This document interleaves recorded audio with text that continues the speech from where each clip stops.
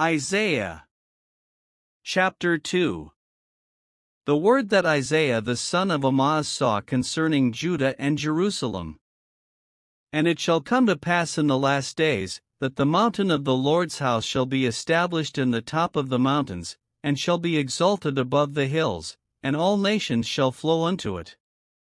And many people shall go and say, Come ye, and let us go up to the mountain of the Lord, to the house of the God of Jacob, and he will teach us of his ways, and we will walk in his paths, for out of Zion shall go forth the law, and the word of the Lord from Jerusalem.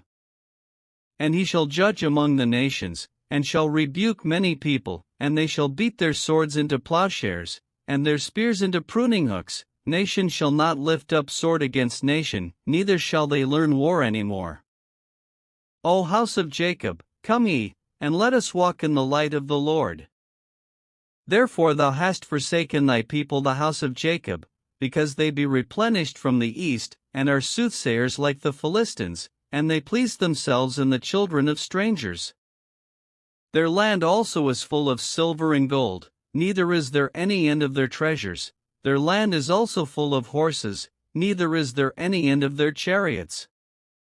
Their land also is full of idols, they worship the work of their own hands, that which their own fingers have made. And the mean man boweth down, and the great man humbleth himself, therefore forgive them not.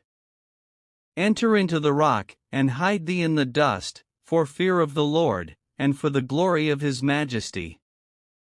The lofty looks of man shall be humbled, and the haughtiness of men shall be bowed down, and the Lord alone shall be exalted in that day. For the day of the Lord of hosts shall be upon every one that is proud and lofty, and upon every one that is lifted up, and he shall be brought low.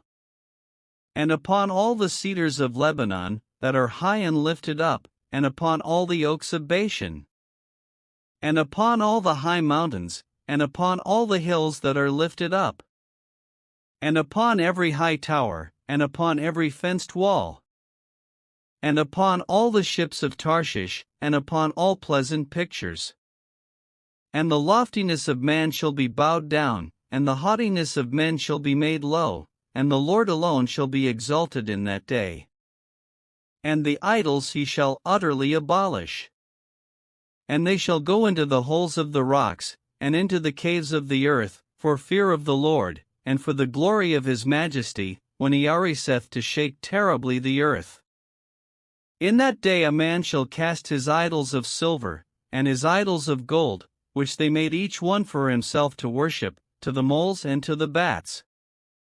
To go into the clefts of the rocks, and into the tops of the ragged rocks, for fear of the Lord, and for the glory of his majesty, when he ariseth to shake terribly the earth.